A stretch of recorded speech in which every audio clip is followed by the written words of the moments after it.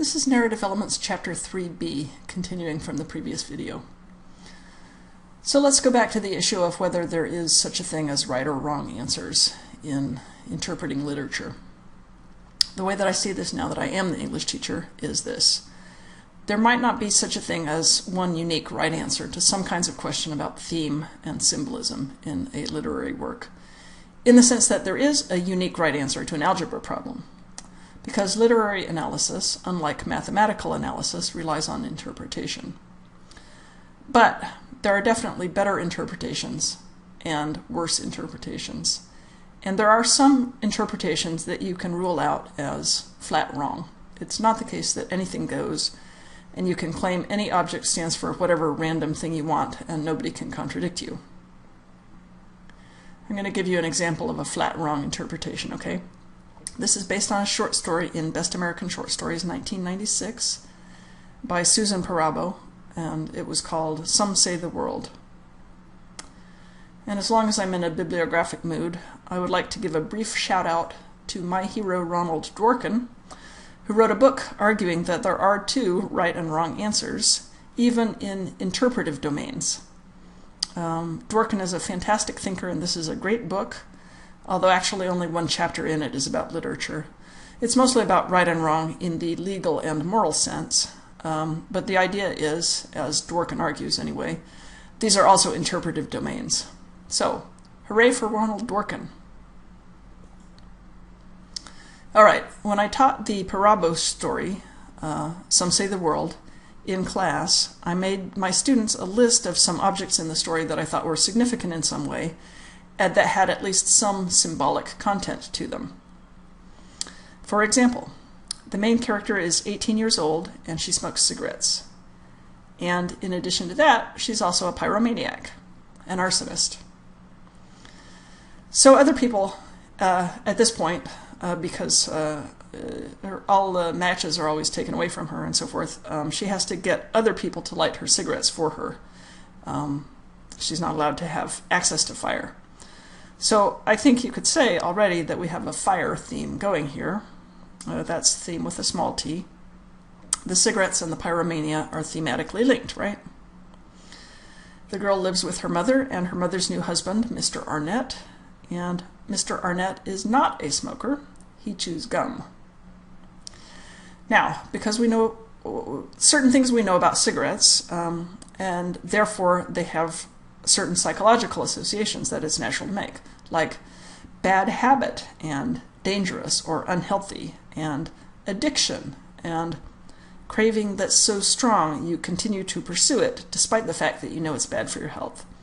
Or maybe even that you think smoking is a sin and it still draws you because you want it so bad.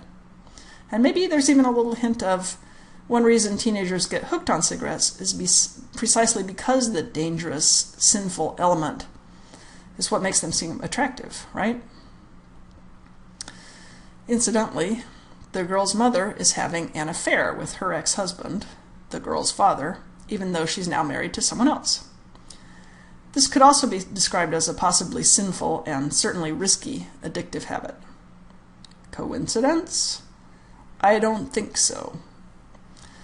Parabo's story is setting up a network of ideas where passion and sin, or the risk of harm, are intimately woven together. Now, the other guy, Mr. Arnett, he chews gum. Safe, dull gum. And this is what I expected to be going around in my students' heads when I made them a list of significant objects from the story, and on that list were cigarettes and gum. I was really surprised when one guy wrote a paper arguing that at the end of the story, it kind of looked like the main character and gum-chewing Mr. Arnett might decide to be a couple. Okay, that thesis is fairly sensible, and there's a fair amount of evidence for it in the story. So far, so good. But when he got around to explaining his reasons, one part of his evidence was the gum, because, get this, gum is sticky, and it might hold them together. Okay? This is just a wrong interpretation. It's wrong and crazy wrong. Why would gum... why wouldn't the fact that gum is sticky make Mr. Arnett stick to the mother, for instance? And besides, that wasn't what the gum was doing in the story, being sticky. There wasn't a scene where somebody got gum on their shoe and couldn't get it off, or they didn't have glue, so they used gum to repair something. No, the gum was there to provide a contrast to the cigarettes. Maybe this girl is finally tired of risk, drama, and passion, and maybe she's considering hooking up with a boring, safe, older guy, you know? Okay, is gum a symbol in this story? I don't know if I would really want to go that far in labeling it that. Symbol seems like such a big, heavy, important word, and gum seems so small, and really it wasn't that big a deal, even in the story, even though I spent a long time talking about it just now. It wasn't like the whale in Moby Dick, you know, just screaming symbol at you. Do I think the gum meant something? Yes, but I don't really care if you call it a symbol, or if you want to stick with simpler, safer words, like image and connotation. Gum has connotations. Cigarettes have connotations. And by the way, if you don't smoke, don't start. And if you do smoke, quit as soon as you can while you're still young and flexible. It's a terrible habit. Nothing good about it. Do yourself a favor. Another, by the way, the guy who said that thing about gum in his paper, nothing terrible happened to him. He got an A- on that paper, and I think he wound up with an A for the entire class. He was a fine student, and Frank, if you're watching this, I still remember you with affection. All right. I think symbolism is overemphasized in high school and college English classes, and that a lot of people get distracted by it, just like I was when I was young. I think one reason that symbols get elevated beyond what they really deserve is that explaining hidden symbolism that you wouldn't necessarily be able to detect on your own, it gives English teachers something to do to justify their job. This is why we draw a salary. But the fact is, there are many authors, fine authors, that make very little use of symbolism, and some make almost zero. But every literary writer uses imagery to some degree, and imagery is worth our attention. What associations do certain words and objects and activities have? How do they participate in the thematic network created by this story? Let's say you're in doubt as to whether something should really be interpreted as a symbol in a particular narrative. The gun stands for manhood.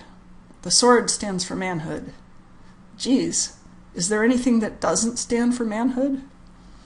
Even Sigmund Freud said that sometimes a cigar is just a cigar. I'm going to give you 3 diagnostic tools that should help you. If the author intends for something to be read as a symbol, they'll help you read it that way by making it prominent in one or more of these 3 ways.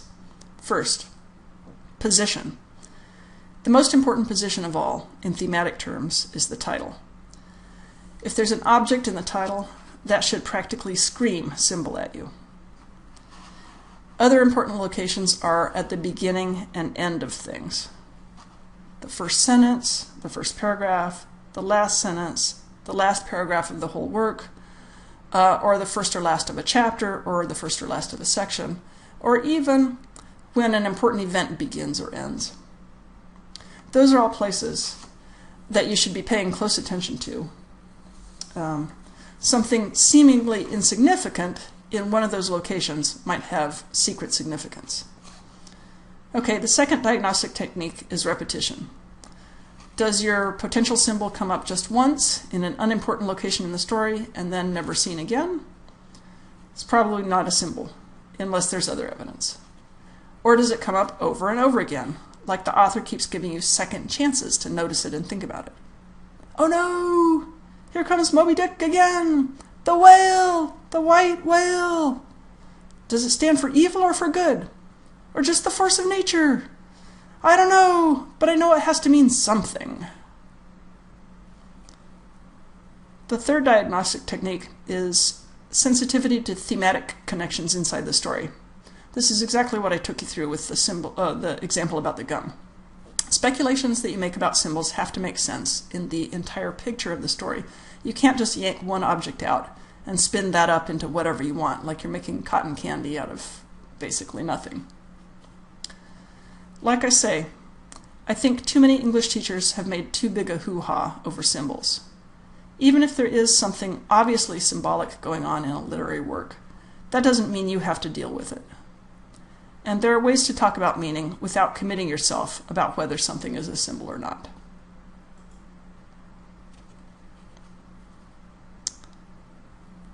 I am going to end here and continue in a third video.